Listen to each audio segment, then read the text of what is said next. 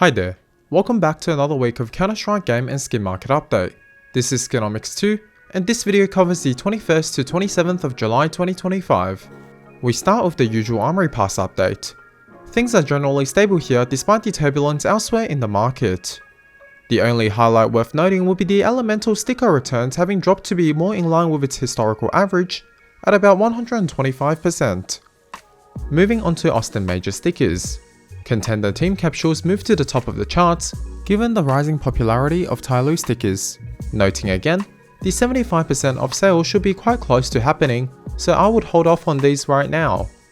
Now looking at souvenir packages also from the Austin Major. Thanks to a lack of redemptions in the Pain and Furia game, their packages remain with a return of above 170%. In fact, 7 packages have a return of above 100%, when accounting for both the skin and the highlight charm from the package. Shifting forward, thanks to the trade protection update last week, Steam servers have been under heavy stress. This week, a fair few bugs have been impacting the Steam inventory, the most common of which is that items traded do not appear in the inventory page within the Steam client. For example, I had purchased some Shanghai sticker capsules on Yelping. The trade was successful, but the items only appeared in-game. They do not show up within my inventory page on Steam. Several other bugs which are more impactful have also been reported, although these are less common. First of which is the trade protection period extending beyond the 7-day period originally stated. This has apparently since been fixed. Next two are related to Steam showcases. You can sometimes showcase items that you have already traded away, but not items you now own under trade protection. This is not supposed to happen. Lastly, there also have been rare cases of trade failing to proceed after accepting. For now, my suggestion will be to always double check items within your in-game inventory after trading to ensure trades have actually been successfully completed with the right items. Next, due to CS Flow not being able to detect trade reversals automatically for now, some reversers have been reporting the other party to get ahead of bans. I expect this to be fixed relatively soon, but it is something to keep in mind for now. If you have been wrongly reported, do not panic and support should be able to help you out swiftly. The third largest trading platform in China by the name of C5 Game is the first to come to market with an instant withdrawal option after sale.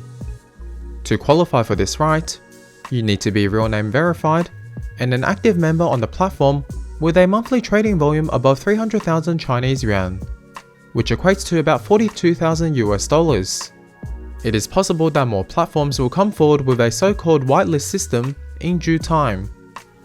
Overall, we are 7% off peak market cap for CS skins right now, after a week of the market coming to terms with the new changes. The market cap now stands at $4.75 billion US. Lastly, B-Trams posted yet another interesting statistic on Twitter. It shows that Spirit has won 0% of matches where Donk gets a rating below 1. You can interpret this data in two ways. First, that Donk rarely underperforms, but also, Spirit relies on him too much. Additionally, any single member of Vitality does not matter to the overall team, which shows just how dominant they are right now. Finally, let's move on to our weekly craft idea. A new Hell craft went viral this week utilizing the Evo Dynamo skin. The instructions to the craft are shown on screen. However, I will wait a while before crafting this, as the price of the Blood Raven and Space Wolf stickers are heavily inflated right now. These two stickers are from the recent Warhammer capsules. The price of the entire craft right now is about $30 US. Switching gears to market analysis. The SkinomiCS2 Index, which contains a list of items I used to represent the market, recovered by 3.23% this week, which accounts for approximately half of the value lost during the crash last week. We are yet to see the same pattern in the ESports Fire Index, which contains a list of 300 high-value liquid items. However, the decline has definitely halted with a sign of reversal. Moving on to buff value of trade and trade volume data sourced from the cheap instant skin trading site iTrade.gg.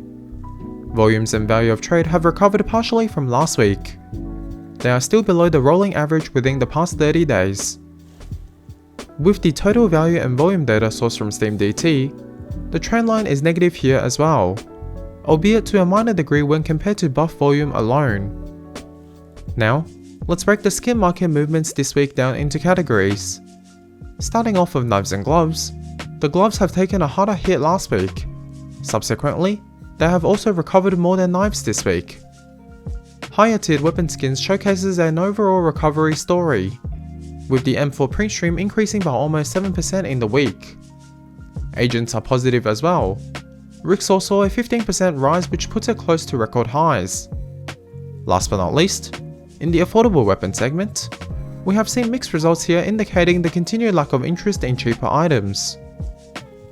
Moving on, according to CS2 case tracker, case unboxing numbers have increased again to 8.7 million, despite ever lowering player numbers, now only averaging 928,000 from a high of more than 1.04 million. The high unboxing numbers have not stopped the correction for cases. Non-active case prices decreased across the board this week, although still significantly higher than a month ago. The same trend extends towards active cases as well. The Revolution and Dreams and Nightmare cases both decreased by double-digit percentages. Let's now take a glimpse at this week's biggest winners and losers. The biggest winner comes from a Falcon sticker, which have received renewed interest thanks to the performance of Kyousuke. Rare Atom stickers have also increased following yet another roster change, whereas the Phantom Disruptor from the Prisma 2 collection made 3rd place. The biggest loser comes from the Tyloo holo from Austin, as the hype surrounding the tournament win last week dies down. 2 USPs from the Bravo and Huntsman collections respectively made up the remainder of the list. Onto the top trades of the week, also sourced from the skin trading site itrade.gg. The first place on buff comes from the 3rd lowest float Gungnir with 4 Kato 14 ESL Wolves applied, fetching just under $26,000. The 2nd place comes from a factory new Wild Lotus, whilst the 3rd place comes from a tier 1 Blue Gem AK, selling for $24,000 and $23,000 respectively. Things were slightly more boring on CS Float. 1st and 2nd places were factory new Wild Lotuses, whereas the 3rd place is the 4th lowest float Butterfly Black Pearl. Moving to game news, there have been no further updates made during the week, which is somewhat disappointing. Now onto the pro scene. IEM Cologne is currently ongoing, with 16 teams fighting for the title in the 2nd stage of the tournament. Stage 1 saw Virtus.pro and Tyloo being surprising candidates to be knocked out. Tyloo have voluntarily replaced themselves in the upcoming Blast Bounty tournament. The reason behind the change appears to be rest motivated. They have been replaced by OG. Finally, a slew of transfers happened in these early stages of the new season. Tiger replaces Trash at Rare Atom. Trash only played for a few weeks on the team. 9Z announced the departure of 2 players. ENCE replaced Glaive with Rigon, with SDY to take over IGL duties. Sci-Fi departs BC Games. He has been linked with Fnatic. Monte adds 2 new players in Azulu and Bimus. Susp has been transferred listed at Wildcard, while Stanislaw returns. This puts the organisation back within the North American region. I am still open to skin donations, and a reminder to join my Discord. Please like, share and subscribe. On that bombshell, that was all for this video.